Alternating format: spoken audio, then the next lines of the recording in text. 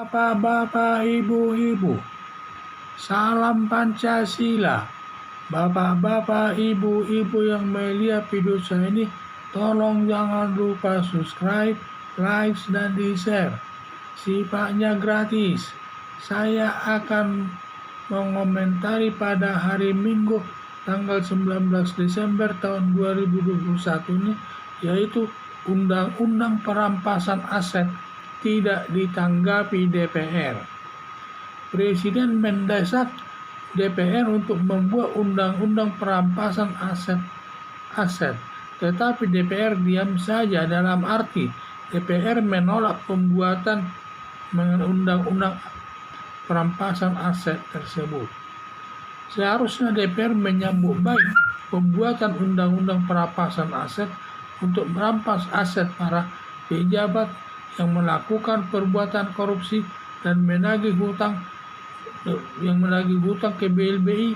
Bila tidak membayar hutangnya, maka semua aset kekayaannya dirampas untuk demi kepentingan rakyat kecil.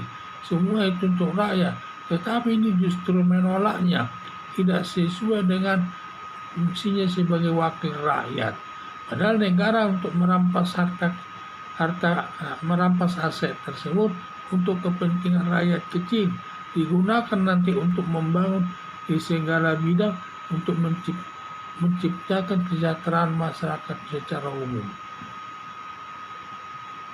Diduga anggota DPR syarat melakukan perbuatan korupsi dan banyak pinjaman ke bank yang belum dibayar, sehingga anggota DPR ini syarat dia melakukan perbuatan korupsi, terutama proyek-proyek tersebut, sehingga banyak dilakukannya.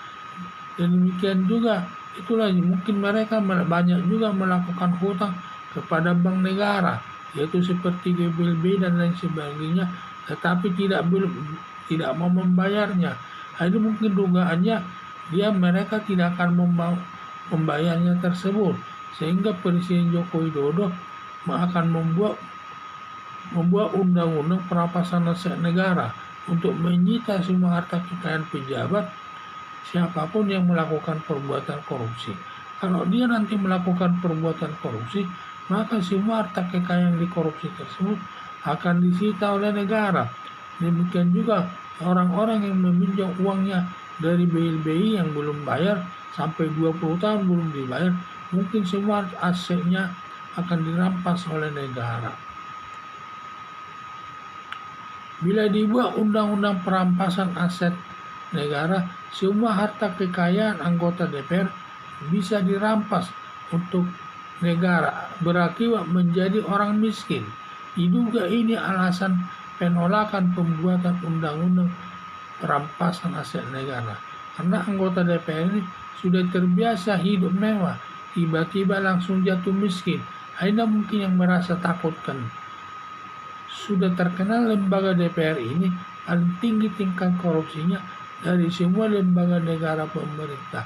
Banyak lembaga pemerintah di negara Indonesia ini, tetapi tingkat korupsi yang paling tertinggi adalah anggota DPR tersebut. Anggota DPR sudah hilang rasa malunya, yang dianggap sudah biasa saja melakukan perbuatan korupsi tersebut, maka mereka menolak membentuk undang-undang perampasan aset negara itu agar mereka bebas melakukan perbuatan korupsi tanpa ada sanksinya. Anggota DPR tingkat pusat dan tingkat daerah banyak yang mendekam dalam lembaga pemasyarakat terkait perbuatan korupsi yang dilakukannya.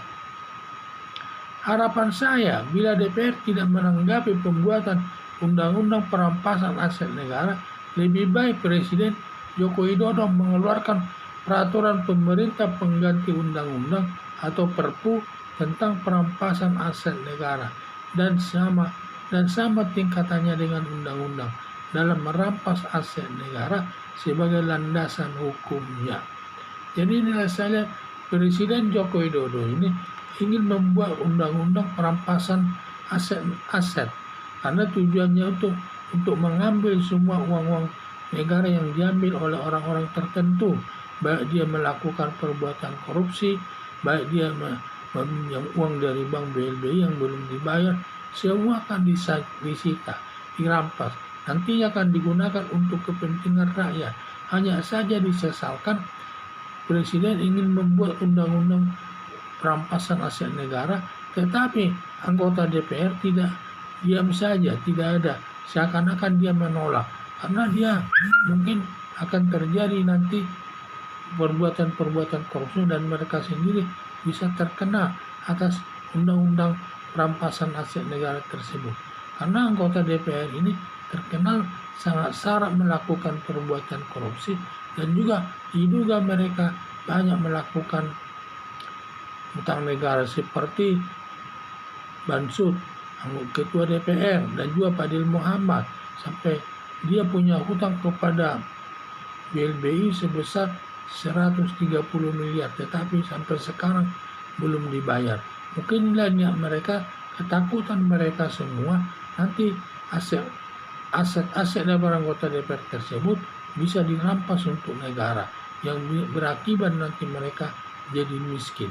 Padahal anggota DPR ini sudah terbiasa hidup mewah, mobil mewah dan lain sebagainya. Tiba-tiba nanti kalau semua asetnya dirampas, mereka akan jatuh miskin. Ini yang saya duga mereka ketakutan untuk membuat undang-undang perampasan aset tersebut.